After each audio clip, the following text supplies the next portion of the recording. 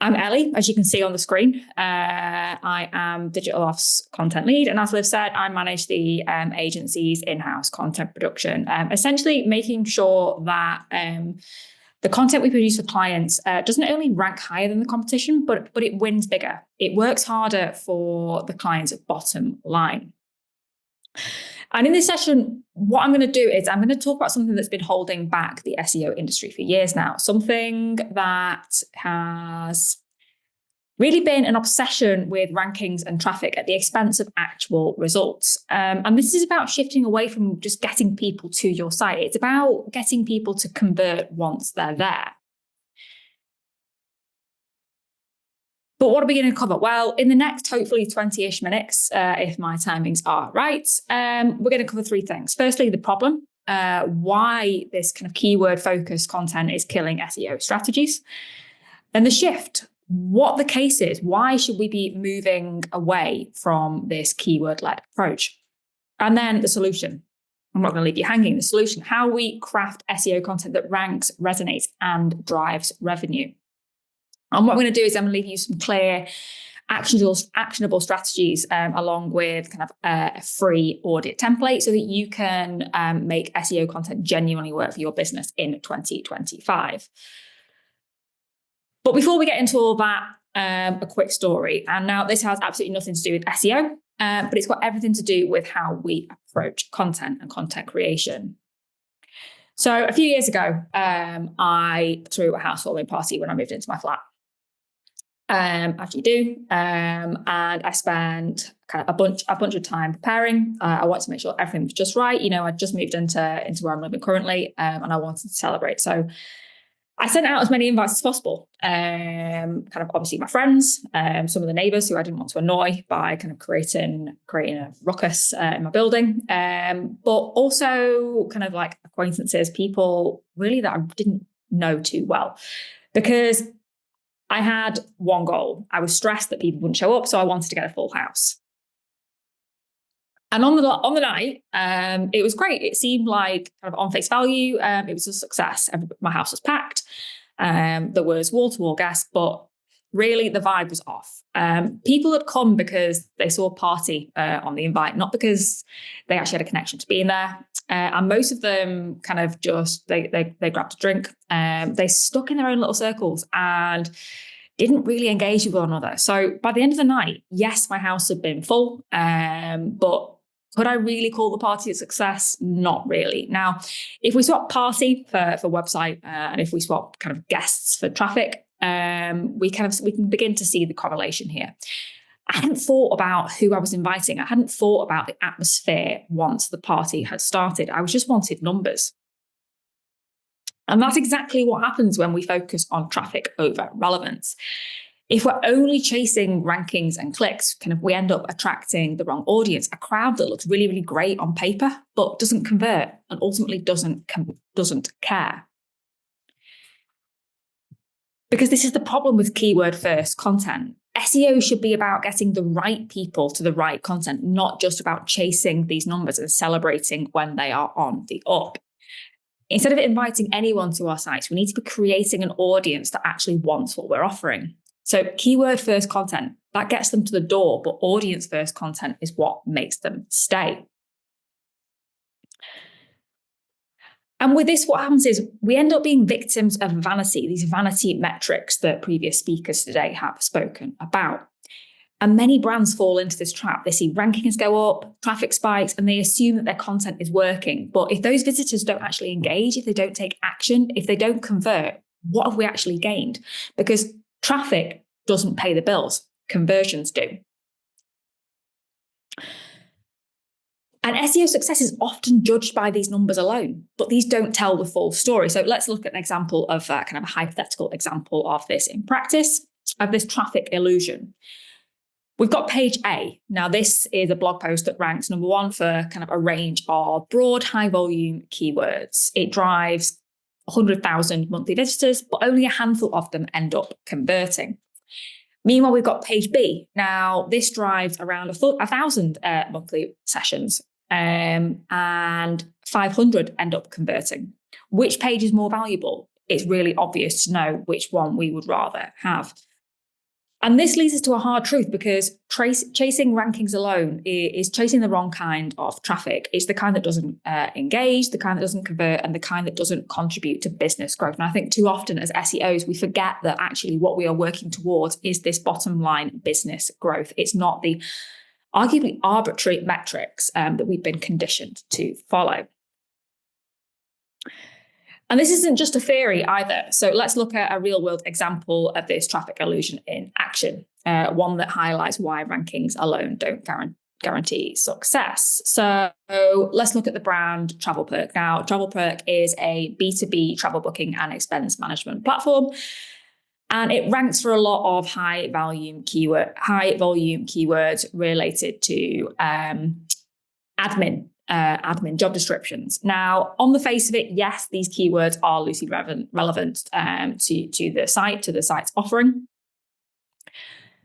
They do relate to business travel. You know, an office manager would be responsible for organising business travel management. And yes, these pages, the pages that kind of target these informational queries, the ones that we can see in the screen grab there, yes, they do drive a significant amount of traffic to the site. But crucially, the vast majority of the visitors coming from these keywords are not TravelPerk's target audience. Thousands of clicks landing on this site are from job seekers, not corporate decision makers. These pages see high bounce rates, low session durations, and almost no conversions. On paper, yes, they're an SEO success, but they have zero business impact. And this gives us three main takeaways that we really can't afford to ignore in 2025. And these are some of the main reasons why keyword-first content fails. Number one is this vanity metric narrative. These distract from real success, because traffic alone is not an achievement if it doesn't convert. Secondly, too many businesses are targeting what's popular rather than what is profitable, ranking for high search volume keywords that don't drive actual revenue. And third, content must speak to the right people in the right way, not just matching keywords, but matching audience intent and decision-making processes to really have an impact on the bottom line. But TravelPerk isn't alone in this. It's not an isolated case. This actually happens all the time, and it's because of the way the industry has been for so long. The problem isn't just the traffic itself. It's the problem that we kind of, as a discipline, it's the problem with how we approach strategy itself. Because for years, the SEO playbook has been a case of audit, create, rank, repeat. Find these high volume keywords, create content to match those keywords, optimize, and then assume success when traffic increases. But the problem with this is that we're prioritizing these vanity metrics over actual people. We're thinking that these high rankings automatically mean high intent, and search volume equals audience relevance, when this really couldn't be further from the truth. And we all heard the saying, content is king or queen, but this leads us really into a trap of thinking that any content, even that which hasn't earned the right to rank or is relevant to the audience that we're trying to target, will perform. Because in reality, if content isn't up to the job, if it's shitty, then it's getting voted out faster than Liz Truss in 2022, and there's absolutely nothing we can do about it. But we also need to think about content quality, because even when, and this is something that I will sing about until the cows come home, even when the right keywords are chosen, the quality of the content itself can't be ignored. Because many SEO articles are churned out to rank rather than engage. And this is increasingly the case when we see the rise of AI content production, which has been covered by several other speakers so far today. Content is quicker and easier to produce than ever before. The pace with which that we can kind of create and publish content has never been quicker. And this leads us to a quality conundrum. Content doesn't address the real pain points that drive conversions. They focus on surface level, average information instead of delivering valuable insights. So it means users land on a page, they skim for a few seconds, and then they leave without taking action. Because ultimately what SEO should do is it should amplify content that is already great. It shouldn't compensate for weak content. So let's look at a few things that any well-crafted SEO article needs to do. Number one, any kind of strong SEO article needs to focus on real user pain points, those that we can infer beyond what basic keyword insights are going to tell us. We need to address what people are actually struggling with and show how our content helps them tangibly if they're going to engage in a meaningful way. Next, we need to go beyond this surface level information. It's not just about answering a search query, it's about delivering depth, expertise, new insights, the things that we can see listed in the Google Quality Rater guidelines that add value beyond what competitors offer. It's about framing things in like emotion-based benefits, tapping into the humanity, the authenticity, the expertise that we can offer beyond what others can. And finally, content should always, always, always serve a purpose. Now, this purpose might not necessarily be kind of making a purchase. It might just be moving somebody further down the funnel. It needs to be answering objections, encouraging a conversion whenever that is. Content should never, ever be a dead end. And ultimately, what this calls for is a mindset shift. A mindset shift towards audience centricity like never before. Because before we even think about rankings, we need to ask, does this content actually help somebody? Does it persuade them into doing something? And does it actually lead them towards converting? If the answer is no, then all the SEO in the world isn't going to save it. But enough about the what and the why. We need to answer crucial questions about the how. How do we, as SEOs, as writers, produce audience-first content that actually delivers results, that actually sees us win with our strategies? Let's look at some of the reasons. Number one, SEO should be a validation. It shouldn't be the thing that leads the strategy, not the blueprint for the content itself. So instead of blindly chasing high-volume keywords, start with offline audience insights. What are their pain points? What questions do they have? What objections do they have? And once you have that, use SEO to refine, optimize, and amplify those insights. Identify gaps with long tail keywords, and people also ask features that are going to add even greater breadth to your content. And by doing this, by pinpointing these user problems, we can refine content to enable us to rank and resonate all at the same time. Number two is leveraging internal data and insights. Now, your most valuable content insights aren't going to come from keyword tools. They're going to come from your own business. I'm talking about sales calls, customer service queries, live chat conversations. These are gold mines of real audience questions and concerns. And if your content isn't answering these, if it's not reflecting what people are actually asking for, making a decision, they're missing the mark. So we need to be speaking to our internal experts, speaking to the people who are dealing with customers on a daily basis, and making sure that any conversion blockers, any gaps that people wish were filled, are filled in the content that we are producing. Now, I'm about to drop an F-bomb for any SEOs watching: forums. Now, love it or hate it, loathe its presence on Google SERPs to the end of the day.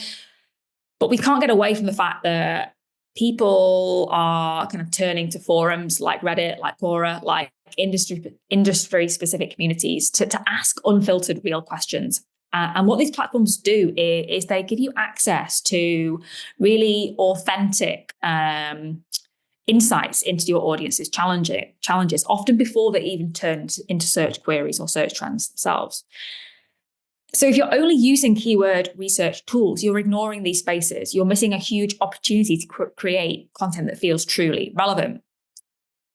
And you can do this actually really easily. A hack that I love to use when I'm producing content here at Digitaloft is turning to Reddit, exporting and analyzing Reddit threads. So you can gain insights into audience sentiment, pain points, preferences around a specific topic. So you do this by kind of finding a relevant thread. You can search site, Reddit, and then your topic in inverted commas. And then copying what's there into ChatGPT. This is a great use of AI, asking it for sentiment analysis, asking it for kind of opinion summaries of what's been said, and then feeding these into your content strategy to plug gaps. Next up is zeroing in on user intent. Now, for this, what I mean is we need to think beyond the standard four-way search intent matrix, so beyond the transactional, informational, commercial, and navigational matrix. Asking what users or buyers are actually looking for when entering a query into Google. And to get a feel for this, what I think really helps is mapping topics or content titles to a particular stage in your buyer journey.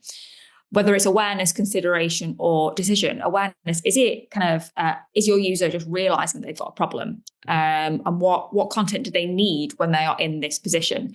All the way through to decision, are they ready to close on making a deal? What final convincing do they need to actually press that button? Because if content doesn't provide the right information, for the right stage the audience is at, ultimately, if it doesn't align, it's not going to deliver.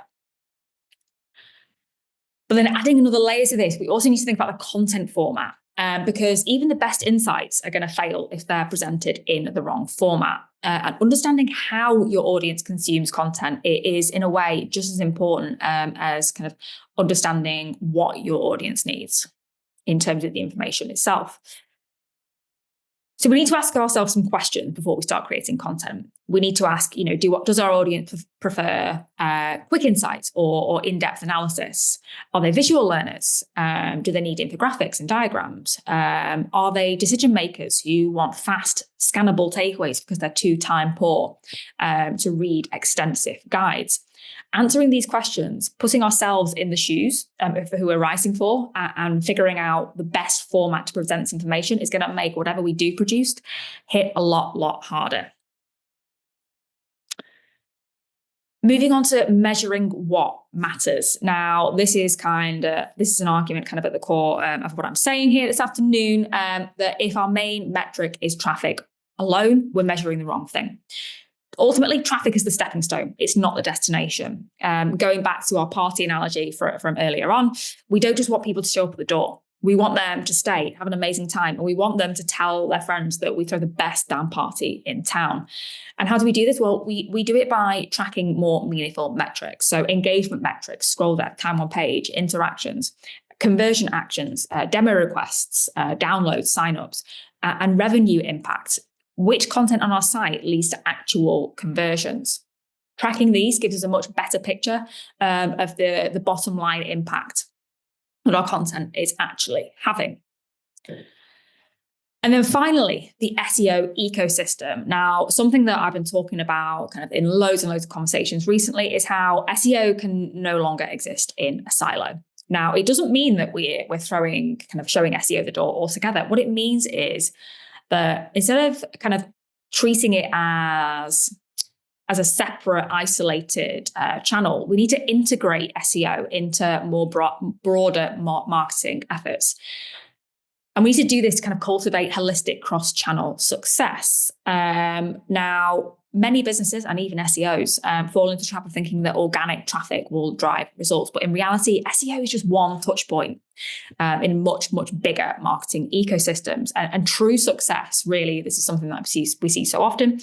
True success comes when we leverage SEO insights to make other channels work harder. And we know the phrase, a rising tide lifts all ships. Because to turn these rankings into revenue, content needs to work alongside other functions as well, other marketing functions. So sales enablement, we need content to kind of understand these objections, like I was saying, and refine messaging to support selling. It needs to work alongside PPC. It needs to work alongside paid search and retargeting to nurture visitors who aren't quite ready to convert. And it needs to work along email and CRM as well to continue conversations with engaged visitors until they are ready to move to that next step. But where does all this leave us? Where do these kind of tactics leave us today? Well, going back to the party analogy, if I was going to do it all over again, which given the amount of tidying up it was, I probably won't. What I wouldn't do is focus on packing the room. I'd think about who I was inviting. I'd think about why they'd want to be there and what would make them stay. And that's exactly how we need to approach SEO content. We need to stop chasing numbers and start creating online digital experiences that matter. If your entire content strategy revolves around rankings, you're missing the bigger picture. You're kind of missing the fact that the goal isn't to be number one in search, it's to be number one in your audience's minds when they need a solution. Rankings are a tool, not the outcome. We need to prioritize relevance, engagement, and conversions over positions on a results page. And if you want to make an immediate impact with this, you do three things. Here are three quick wins that you guys can implement today to start making a difference. Number one is audit your top ranking pages, your top traffic driving pages. Do they actually solve a problem or do they just rank well? Add conversion-focused CTAs to your top traffic driving content as well, making sure the pages that are the most visible are optimized to actually prompt users to that next step. And number three, if you do one thing this week, is talk to a sales rep, talk to a customer, and ask what they wish your content answered. Because I guarantee there will be gaps that you haven't thought about that they can provide insights on, that they can shed light on. That's going to make your content richer and more useful. And finally, before you start planning, optimizing, or writing your next piece of content, ask yourself this. Yes, you might be driving traffic, but ultimately, is it going to end up at the right place? Thank you. Thanks very much for listening. I hope this was even a little bit helpful for you guys today. As Liv said at the beginning, keep your eye on your email inbox because I'm going to be sharing a content impact audit template with everybody who's attending today that you guys can use to implement some of the learnings on your own sites or your client sites. And there's my LinkedIn QR code as well. I'd love to connect.